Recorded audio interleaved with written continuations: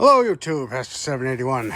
So today, going down the line of snow blowers, Ariens Deluxe 30.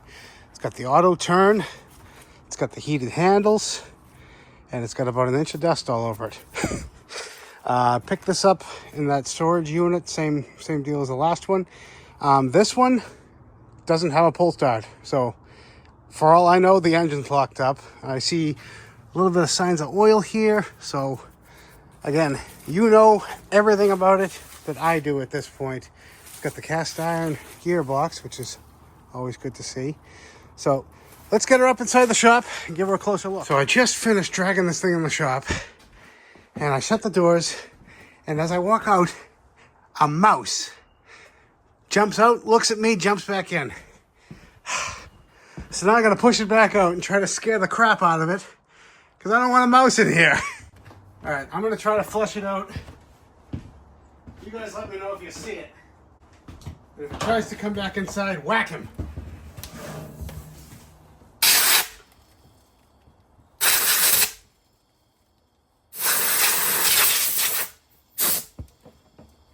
Anything?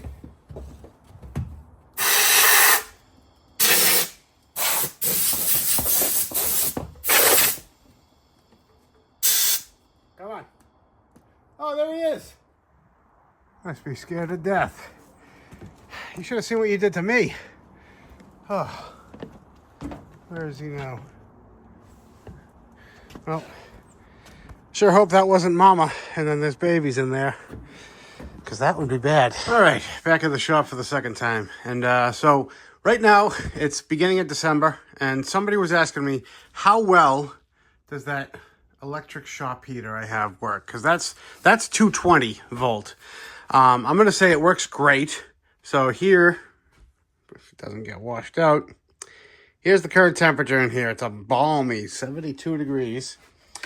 And honestly, that's a little warm for me. I know, complaining about luxuries.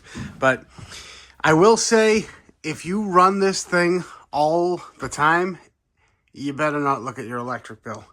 But what I do, if I know I'm going to be out here all day the next day, I'll come out around 9 o'clock at night, turn it on medium, see right about where I have it set, right in between low and high. So I put that on medium, and I turn my fan over here on medium, and then I put this little heater on 1, and then about 75%.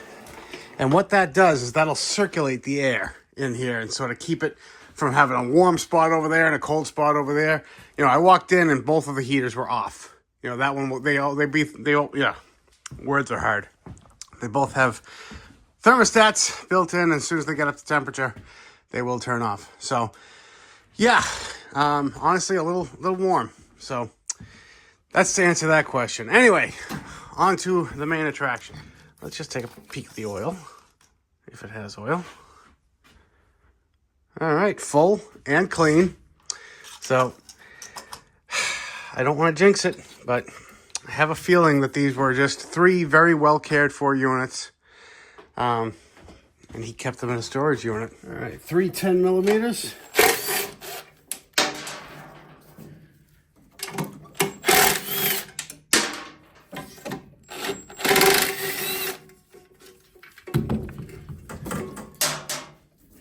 And some of you are wondering, why haven't I tried the engine yet?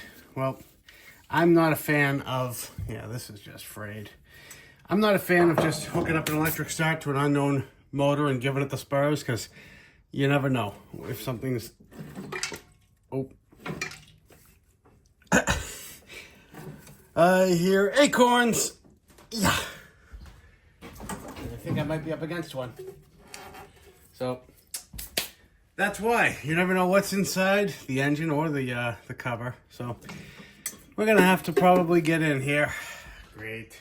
And we come over to our land of the lost.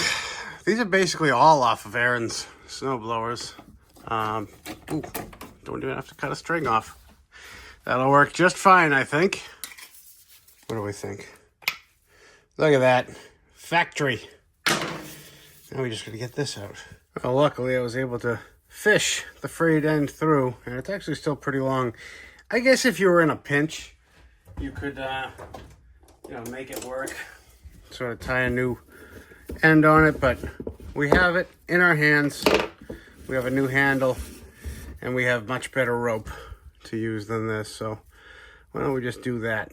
And come over here to the pull strings.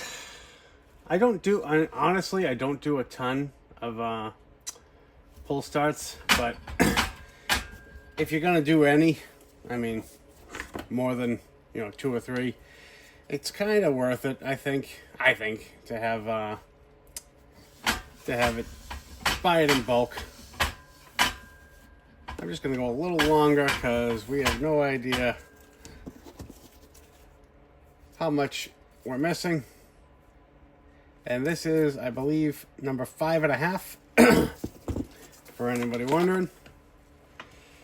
We'll put the pin back in so it doesn't unravel and give us a bad Christmas. I just took a torch and burned that end so we don't get any fraying. And the knot that I do is simple and elegant. It's sort of like a double simple knot. Yeah. And it seems to work pretty good for such applications. So we'll take the other end. Just melt that in. Now we're going to try fish it through one hole and out the other.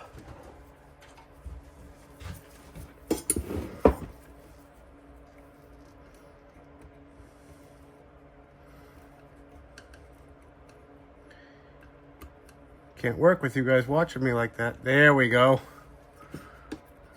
All right. Halfway. Now. Come on, you're almost there. Got it. Bam. All right, tuck that in there like that. Push our knot down out of the way. Let's see how many winds we get out of this. Because you know we lost some. Yeah, that's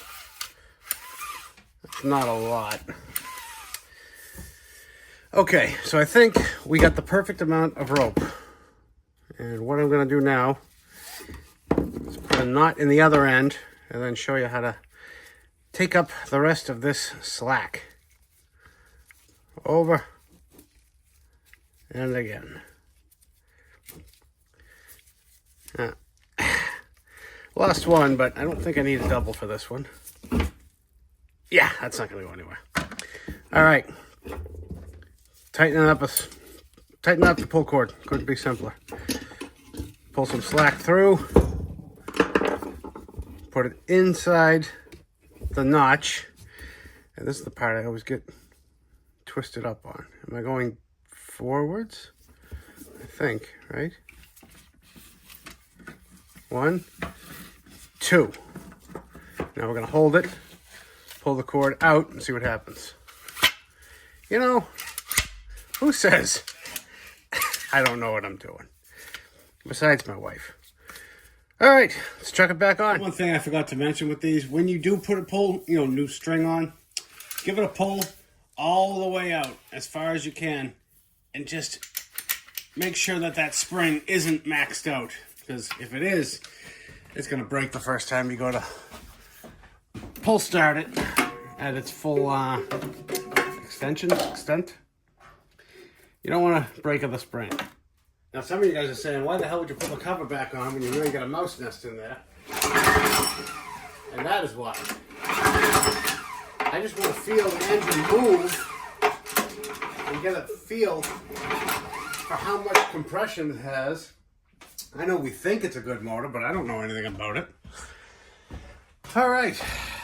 I feel better now. Look at this.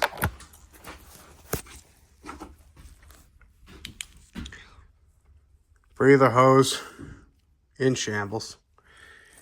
Anybody home? Oh, yeah.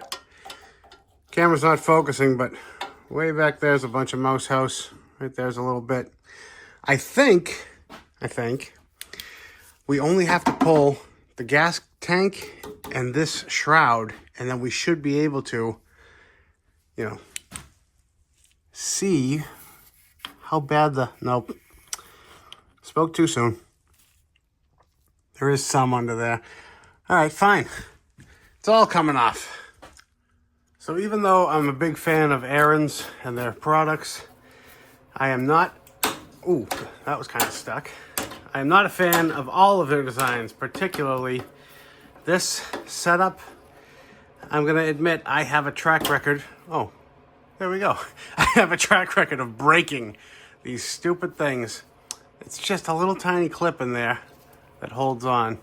So, all right, I'll take that as a win. And then this just grabs onto the carb underneath. I'll give you a look at that once we get it off. I'm gonna start with these 4 10 millimeters.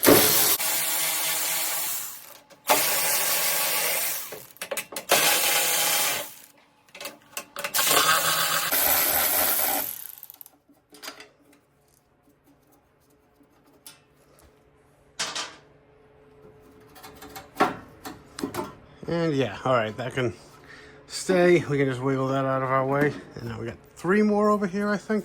All right, fuel shut off does move. Same kind of switch there. They're actually probably the same part number, which is smart. Get the keys out of there.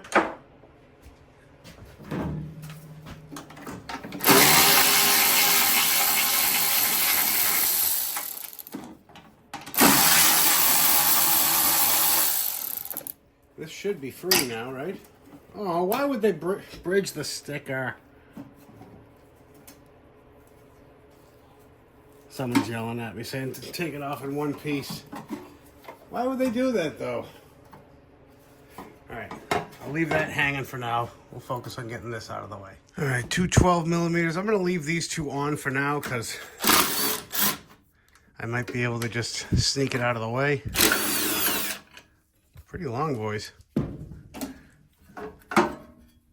Yeah, just like that. All right, we're getting somewhere. All right, so here's what we've exposed so far. So we definitely got to keep going. Pull the tank off, which I think is going to be that bolt there. I don't know if I've ever had one of these tanks off, to be honest with you guys. And then this bolt here, because it's already kind of loose. So let's pop those off. So we can sneak in here.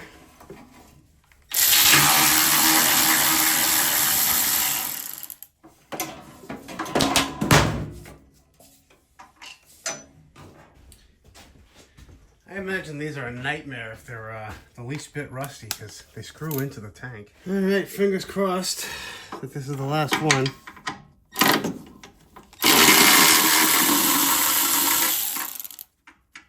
Maybe.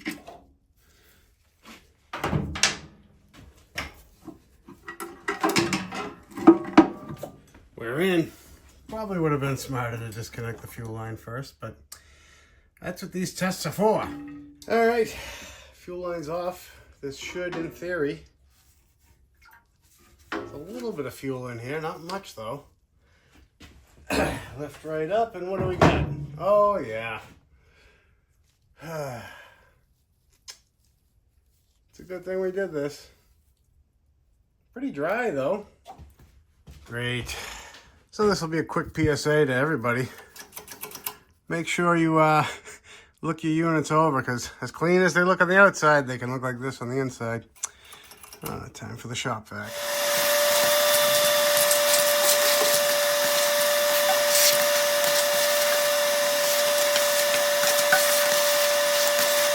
That's looking much nicer.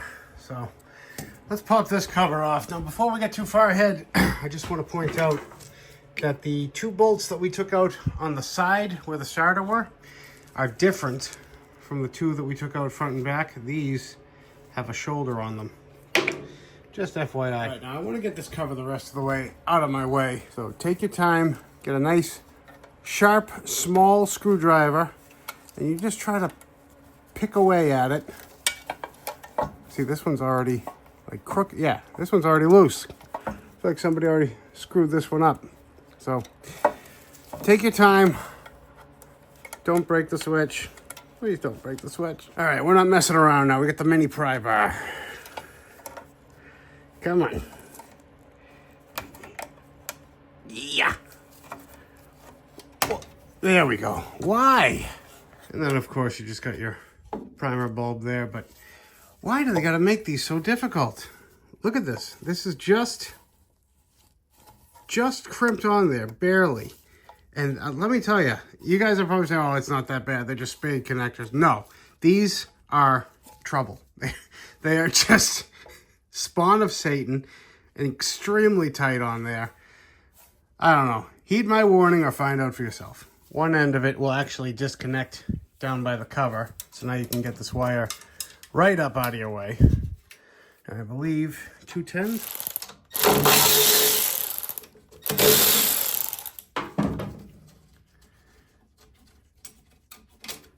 I know what you're thinking. This is a lot of work for a blower you have no idea runs. Well, again, like last time, I'm 99% sure, I'll say 98% sure that these blowers will run, should run. So I don't mind playing around a little bit. What am I missing here? Oh yeah, this has got to come out. Maybe. Where was that sitting? Right there. All right. So this can't come forward. I thought I could bring this forward. Somebody yelling at me. I can hear you.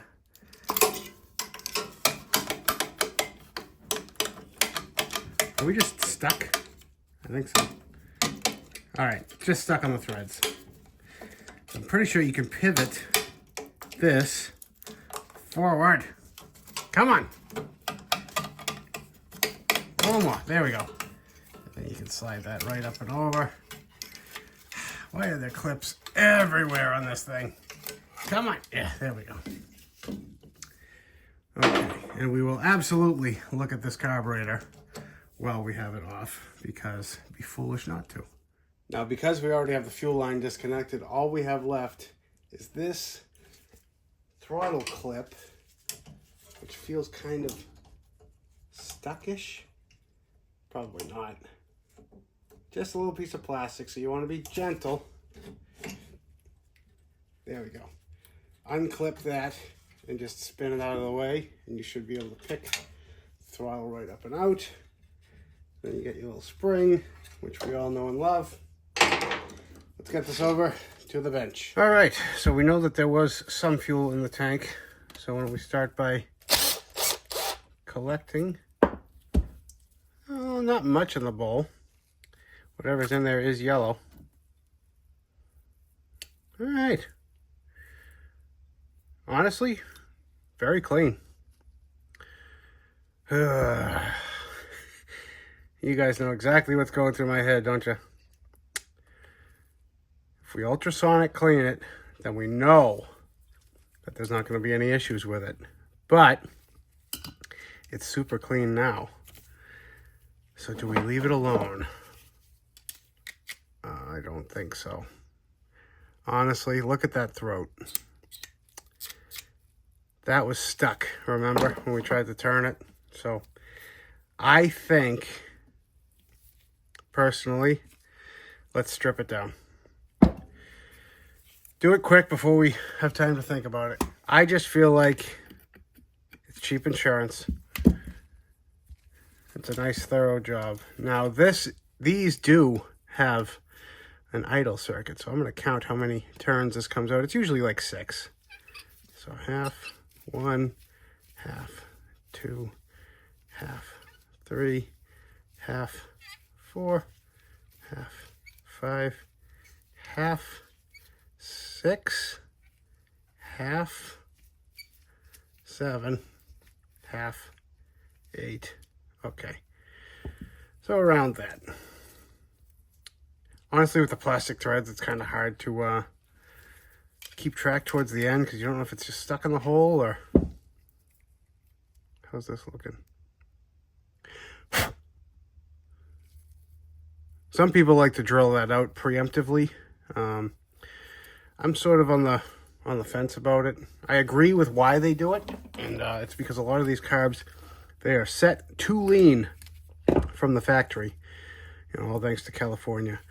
But no, they're set to run as lean as possible without, you know, a run issue.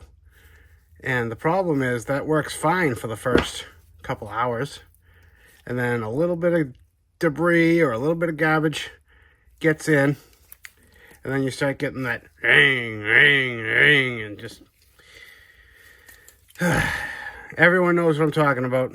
It's annoying. Everyone deals with it. This hose is just rotten. So we'll change that as well. But anyway, yeah. Common issue. So what they do is, this is usually the culprit. You drill that out 1 or 2 sizes bigger, and Bob's your uncle. So yeah, main jet, emulsion tube. These are pretty clean, actually. Look at that. That's garbage. So it's a good thing that we didn't listen to our gut, huh? There's a little bit of stuff down the middle. And okay, the jet was open. So it probably would have run, not to say it would have run well, but all right, to the ultrasonic. All right, so while that's cooking, let's keep going. This, look at that. This is just, it goes right to here, just a vent for the valve cover. You can definitely buy this piece. You can definitely replace it. You can definitely do it again in a year or two. It's a very common issue. So what I've found works, I have this nice thick wall heat shrink tubing. I'm gonna slide this all the way up and turn it outward so it just kind of holds it for me. And then we're gonna shrinky. Trust me, you can do it the other way, but you're gonna change it 2 or 3 times before you realize there's gotta be a better way. And this happens to be the better way. Up here, a couple little cracks. Not gonna worry too much about them. I'll put a little silicone, but this at least gets it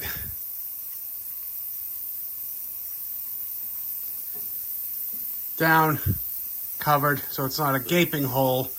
I mean, at the end of the day, it's a hole. It's a hole here, it's a hole here. You just don't want a hole up high so that water can potentially sit here and drop into the valve cover. And so we'll open the gaps up, smear a little of the good stuff in there. This isn't just good stuff, this is great stuff. What do they say about caulking? Once it looks good, stop touching it. All right, we'll let that set up. Since we're here, let's pop the valve cover off, check the valves, and then check the spark plug.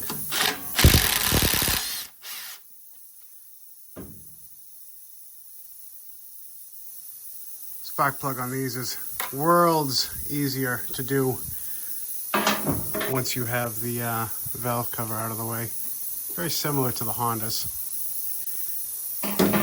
Very clean in here. I've actually seen them where that tube cracks so much that it's either gone and it just water will come in here and pool. You'll see this valve all rusted up. All right, let's check the plug first.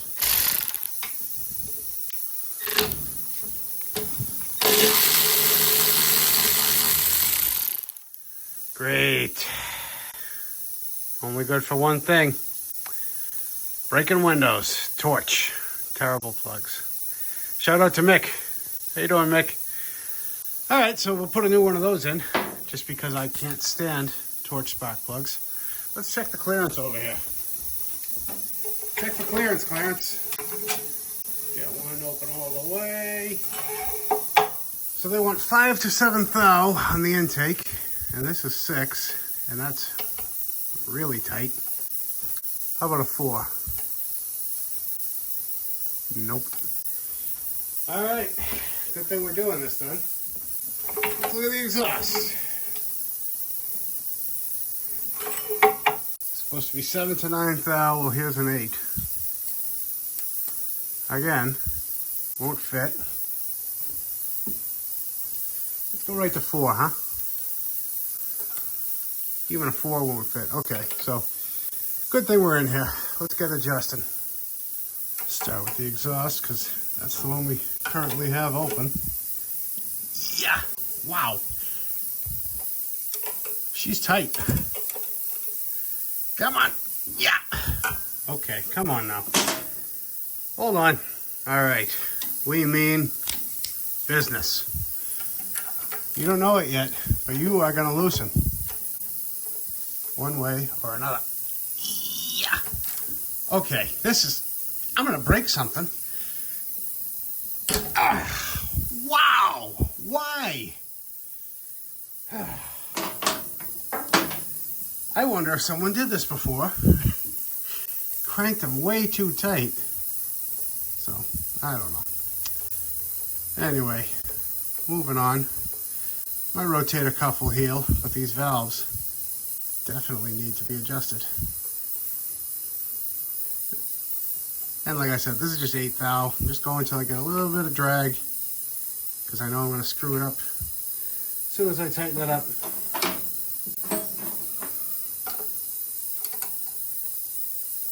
Just want to get it close because then I can kind of sort of fudge it a little bit.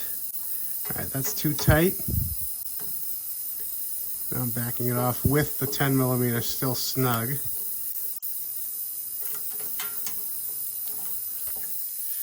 I think that might be it. Oop. Keep bumping into you guys. All right, that's a good amount of drag. Now all we gotta do is not, yep, messed it up.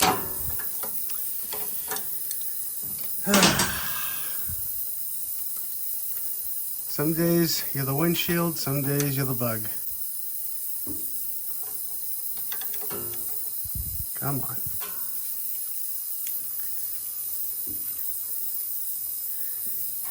There we go.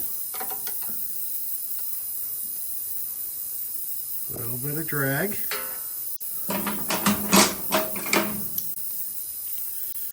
Some people fast forward through this part, but I want you to see how truly aggravating it can be. And there we go. Nice bit of drag.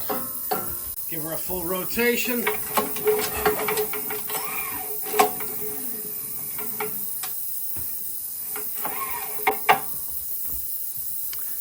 And double check. Nice. Intake. All right, what are we thinking? Just as tight as the other side? Let me go this way. That way it's a better angle. Okay. Honestly, not as tight. Because I don't see how it could have been. Okay, get that close. Got our 6 thou.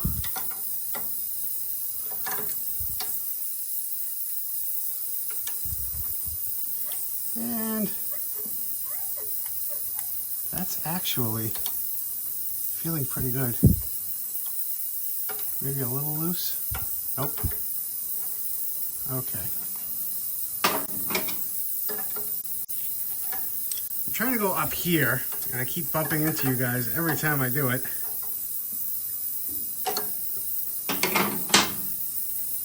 First time lucky? Oh, look at that. One rotation. Just double check.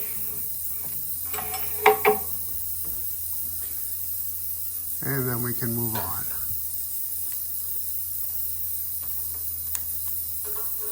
Nope. Hair too tight. Just gonna fudge it a little bit.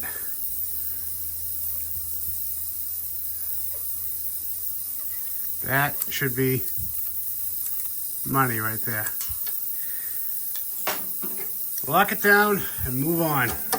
And we're gonna put a nice NGK BPR 6ES Poor thing's been probably running like garbage. Some people have nothing but good luck with torch spark plugs. I am not some people. I've had more issues, weird issues too. Like it'll be running perfectly fine. You shut it off, you go to start it back up, it won't start. And it's all the spark plug. I've done all the testing.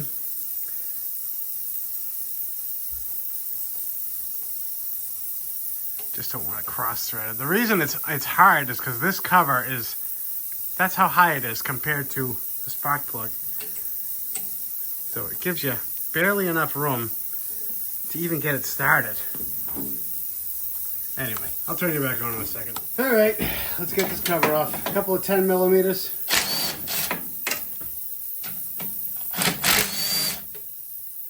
I believe this top one has to come out. I could be wrong, but I don't think so.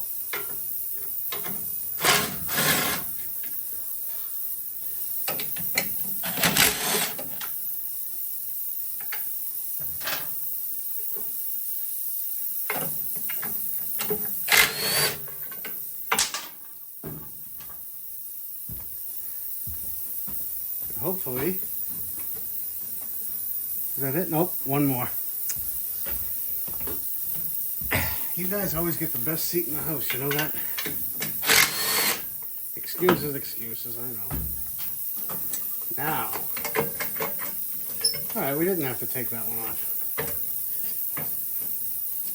I'm gonna tuck this. Yeah, give me some room. What am I hitched to? Come on. There we go.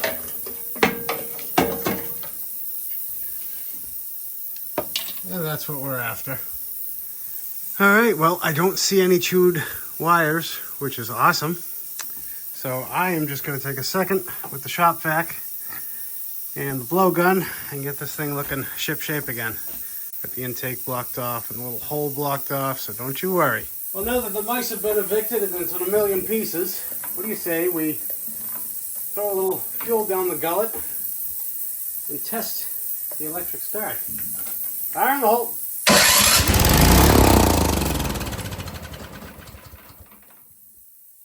Hoo-ah! Well, no surprise there. Maybe a little surprise. I mean, there's always that little bit of doubt, but she runs. She sounds good too. Won't know till... Was this already off? I swear somebody has been messing, because I think that's supposed to go there. I could be wrong, but it's already got this one here. So, is it double time? Because where else would that... I know I didn't take that off. I'll say that. So, let's pop the cover off. Check the belts out. Place your bets. Mouse house or in perfect shape? Come on. And the answer is a little bit of both. Because why not? It's amazing. The other one had no signs of mouse whatsoever. Probably because they all moved into here, right? Oh well. Give that a quick vacuum. All right, that's much better. I got the handle clamped down, so now we can give the belts a proper feel. And honestly, a little bit more wear on the outside belt, but it's not gonzo. I mean, the dual belt, the outer one is always going to wear more. It's just physics and the way it's designed. But they still got a good amount of tension. You know, usually if this one's gone, you know, you push it in and out all the way and you can tell it's poached. I don't see any cracks. I've spun it a couple times. Drive belt's looking great.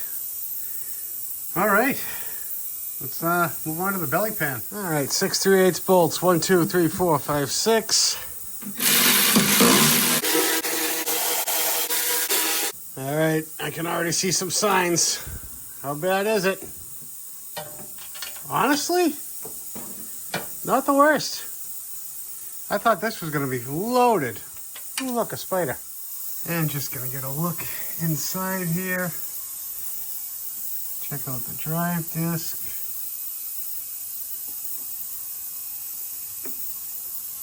It's worn a little funny, sort of more on the inside than the outside, but not in the worst shape.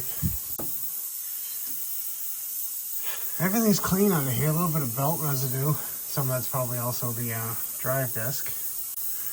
But that thing's got plenty of life left on it. Here's the infamous auto turn, which I've spoken so highly of in my previous videos. And it actually, it feels like the wheels. All right, that one might be, no. Let's see if the wheels are seized on the shaft, and I don't think they are, which is good. It makes our job that much easier. So that's next for me, is pop the wheels off and grease the shaft. And before I do the wheels, I just want to point out to those of you who did not watch my last video and are just here specifically for this model, I usually will grease this hex shaft there with some marine grease, but as you can see, it is glistening with grease. And that's what helps it slide back and forth. That's your speed selector. You know, out here is all the way fast, inside is slow, and then the other side is reverse. Same thing here. I'll just spray a little chain lube on any chains I see, but everything is literally coated with grease. So, not much to do in here. There's one grease fitting right there that greases that shaft and those gears. So, just for those of you who are curious. And same routine, pop your little special clip off, down and around, and good. All right, these are dry as hell, but not seized yet. And we're about to lose our key. So I'm going to take a wire wheel and just quickly clean this up a little bit. Depending on how rusted yours are, you know, you can use some Scotch-Brite, some steel wool, some emery cloth, some sandpaper, but you want to get it as smooth as possible, which this could use some more sanding. So just take a big Scotch-Brite pad and everyone's favorite cleaner. Spray generously, and then clean your shaft. Keep your jokes to yourself. And a little bit of brake cleaner. And that's looking much better. Might not look very different to you guys, but this is actually smooth now. The coloration, that's just because of the discolored metal. You're not really going to get rid of that unless you sand it, and there's really no need. As far as the rim side goes, so I'm laying down a towel just so you can see what comes out. You want to be kind of careful because of the finish, but what I do, I spray it down, some WD-40, and I have one of these really long wire brushes. I don't know if I got it at Harbor Freight or the dollar store, but it was really cheap. And then put it on a drill.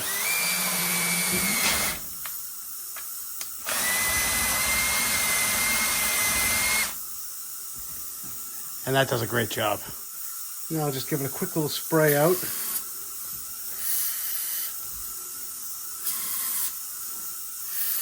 And let's take a look at what came out of it.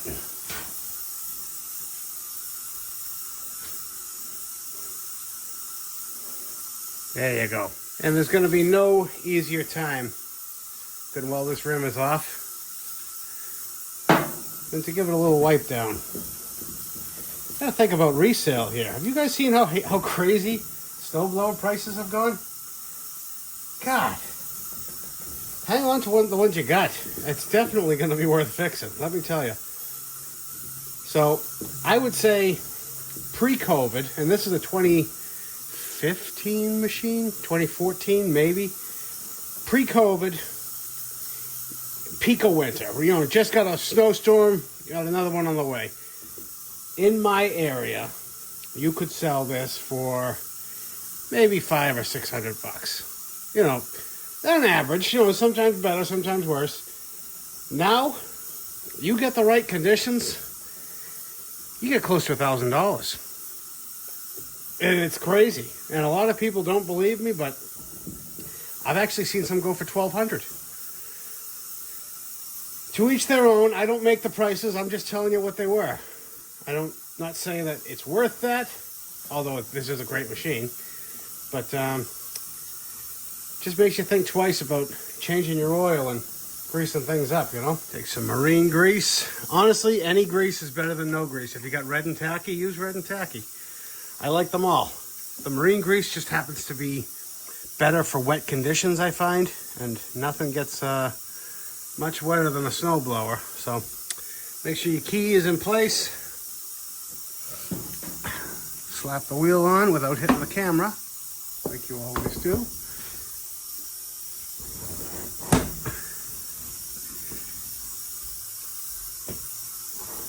And I missed the key. Come on. People are watching. Can't you be nice?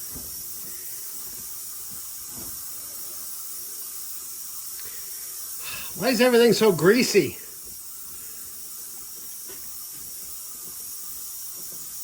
Come on. There we go. Keys in. Like I said, easy peasy. Slap the clip on. And we'll go do the other side.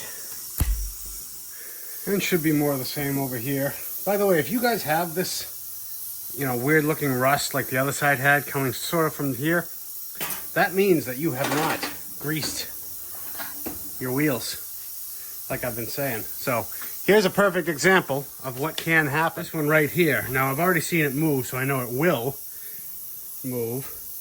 But this can get seized inside the rim. I might actually go out the other way.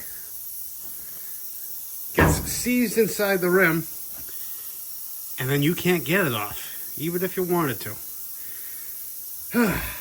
The other side's nice and clean. So the good part is I can take this right over to the wire wheel and clean it up real nice as compared to the other side, which this shaft is the other shaft. It's one continuous piece. This is what splines into the auto turn and allows one wheel to move separately from the other. So let me get this cleaned up. And once you're done polishing your shaft, it should look a lot like that.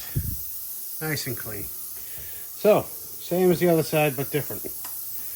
Gonna put a liberal, yet judicious amount of marine grease also onto the splines and stuff that right inside. Now it may push the shaft through, so don't panic. And again, nice liberal coating. Should do this once a year, if not once every other year. Just try to do it once or twice. Come on, guys. It's very easy. It's a lot easier to do it now than it is to set this wheel up in a press, which honestly, this is the nicer of the two sides. If that shaft seized in the wheel, we could set that right up on the press, put a socket, press it out, but why go through all of that when you could just take 2 seconds, slap some grease on, and be done. And just like before, I like to set my keys up on top because gravity and me, we don't get along too nicely, in case you guys didn't know. So now, get that in, done. I'm going to give the shaft a little push from the other side. Just to make sure we're seated and we're through. Well, soup's just about done. So let me get this button back up and turn you back on when I get the carb out. And I'm just kind of cleaning things up and buttoning things up now that we're done behind the cover. Just worth noting, all the 10 millimeters are the same except that one. That one is, I think, 1/4 inch longer. I don't know if it'll not matter on all of the holes, but I know it'll matter on some of them. So, and back from the ultrasonic, always does a great job. So that little bit of schmegma in there, that is part of the casting, believe it or not. And I scraped at it, and it is solid aluminum. So not going to worry too much about that.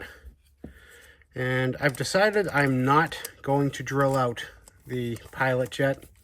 I don't know. I don't want to create a variable. I'd rather, honestly, I would rather put it together and see that there is a problem than do that preemptively and then find out there's an issue, because we've never heard this thing run. So I don't want to create a problem where there isn't one. Not saying that it will create a problem. just saying that it could. And in my experience, Murphy has a law, is all I will say about that. Anything that can go wrong will go wrong. Put a nice new bowl gasket. And the bowl came out very nice too. And this bowl is not clocked, meaning it can go on any which way you want. So I'm just going to leave it loose and then angle it when it's on the machine so that the drain can be gotten to. Put a little bit of WD down the hole. A couple of new gaskets for the pilot jet. And everyone keeps asking me what my source is for these. There's one buyer in particular, seller on eBay that I've been getting them from for years. Same guy, always sells them. I think it's a pack of 8. And I haven't had a problem. It's the cheapest I can find. And I'm not saying that I want the cheapest. I'm saying the best quality that I can find in bulk. Get a little bit more lube. Because everyone else wants to sell these one piece at a time for like $17 an O-ring. And that doesn't really fit into my budget. So if I was having a problem, you know, it is what it is. You got to pay the piper. But this is not sitting down in its hole. What am I doing wrong here? I got them in the right spots. Usually it's a nice little pop. Yeah. Nope. I'm going to pop these off and see what I'm doing wrong. Sure enough, you ever want something to go right, turn the camera off. And I think I just wasn't pushing straight down, because as soon as I pulled it up to my face and could see what I'm doing, pushed right in. So get that started. And what do we say? 8, roughly. Half, 1, half, 2, half, 3, half, 4, half, 5, half, 6, half, 7, and 8. All right. And that's just to get us in the ballpark. We're obviously going to have to adjust it again once it's actually running. So, all right, let's get it on the machine. All right, so once you got it on the machine and you got your throttle link hooked up, just slide it on, make sure it moves free, and leave it to the front of the studs. And you should be able to slide this down and over those studs. Bam! Look at that. I'll hook that up before we forget about it. And then all we need now is this little guy. 2 extra long nuts.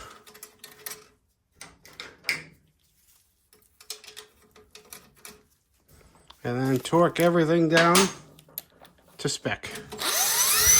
Click. No.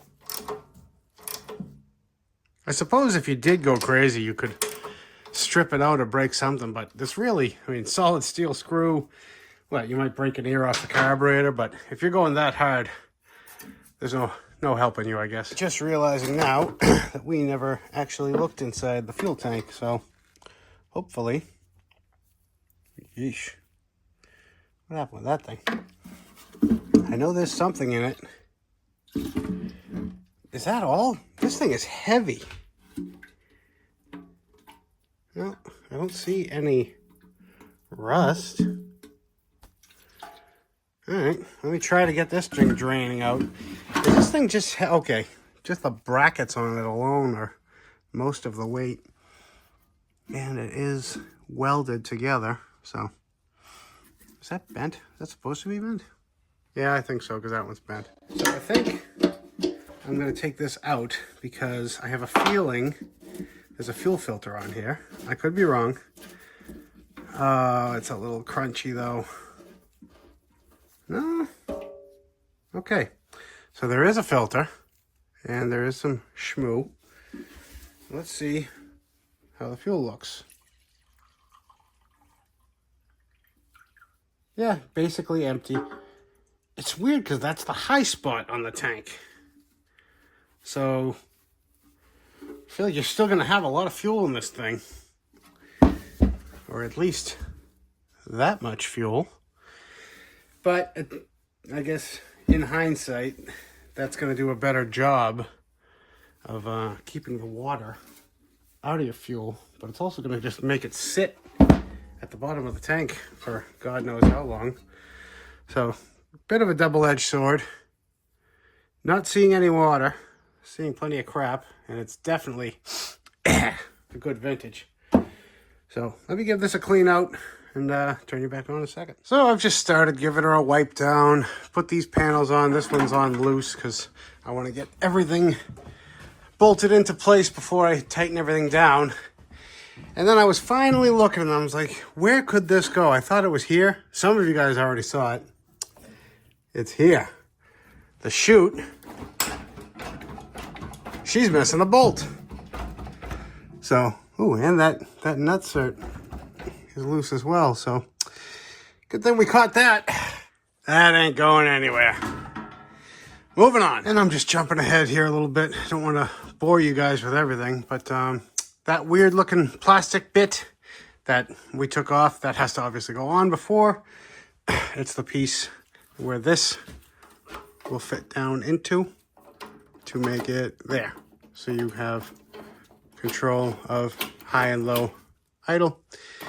My biggest piece of advice with these covers, leave everything loose until it's all in place. See, even this is just kind of sitting there. Don't tighten anything down until everything's started. Then tighten it all down evenly by hand. And when you're done, it should look something like this. This plug up to the side so it doesn't hit the thing. There's our nicely repaired breather hose. Keys. By the way, these knobs are different. This actually says fuel and this actually says choke, and they're clocked differently. So close, but no cigar. All right, how about we throw some fresh fuel in it and see, finally, if it actually runs off its own carb. All right, turn the fuel on, that would help. Let's get it just below full throttle. A little bit of chokage. Place your bets. Fire the hole.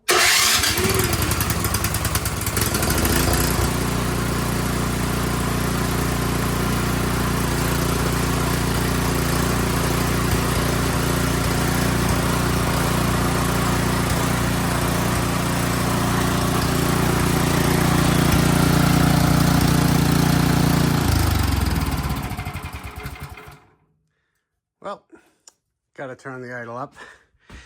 Dang it. Saw that coming. But she runs. I'm going to start it back up real quick. Just want to check the augers. Actually, I'll have you guys check the augers because I won't be able to hold the thing down and see.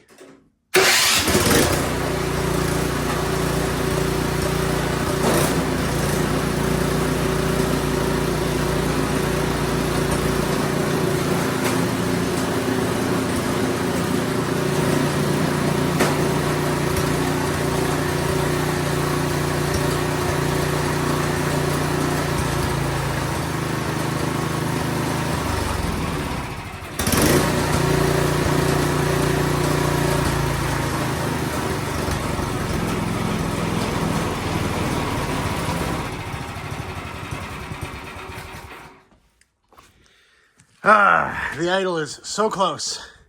Here's basically where it stops. We're right there. I would say just one turn in, and I wonder if I can sneak in somehow. I'll let you know. And shockingly, the answer is no. But you don't have to go crazy. You can just take this cover up out of the way, and you can just sneak onto that screw there and give her a nice little twisty twist. So I'm going to do that, turn you back on in a second.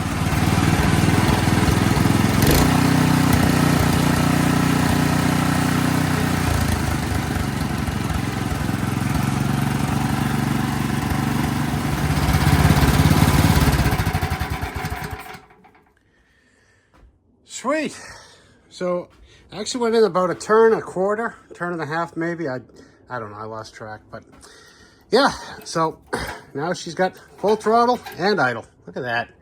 She's got all the bells and whistles, doesn't she? Now that she's nice and hot, give her some fresh oil. I know it didn't look that bad, but it can be deceiving. So let that drain and see how it looks. And you can see it's definitely been a little while since that's been changed. A little bit of a metallic-y fleck in there too, so definitely a good thing we're getting that done. So, what's left? Got to check the level of the gearbox fluid and adjust the shoes, fill the tires. Oh yeah, and finish cleaning it. Dang it. Yeah, we're coming in the home stretch. Got the tires filled up. I usually put them to like 10 or 12 PSI, but you know, your personal preferences may vary. The thin ones, you want them to be more inflated. The old school thick ones, you wanted to sort of ride them under so they would, you know, ride on top. But these, they're tall and skinny. You want them to sort of cut through. So that's all I know about that. As far as setting the shoes, again, like I tell you, I just put like a 1/8 inch thick washer. You can use a paint stick if you got it. And that gives just the perfect amount of gap. Loosen the shoes, let them fall down, and then tighten them back up. Now, as far as checking the fluid level on these cast iron gearboxes, I have a Allen key here, which from the bottom of this to the tip is 3 inches long. And I just drop that right in until it's level, pull it out, and they want the fluid level to be between 2 and 2.5 inches. So we go over to our measuring tape, and we are right on the money. Sweet. We pull those shear pins out, lube up the shaft, and I think we're done. So this definitely totes the line of need to do versus want to do. But I don't know. I mean, if you're pumping grease into these things, you know, once a season, fantastic. You're already doing better than 80% of, you know, snowblower owners out there. But for me, it's the beginning of the season.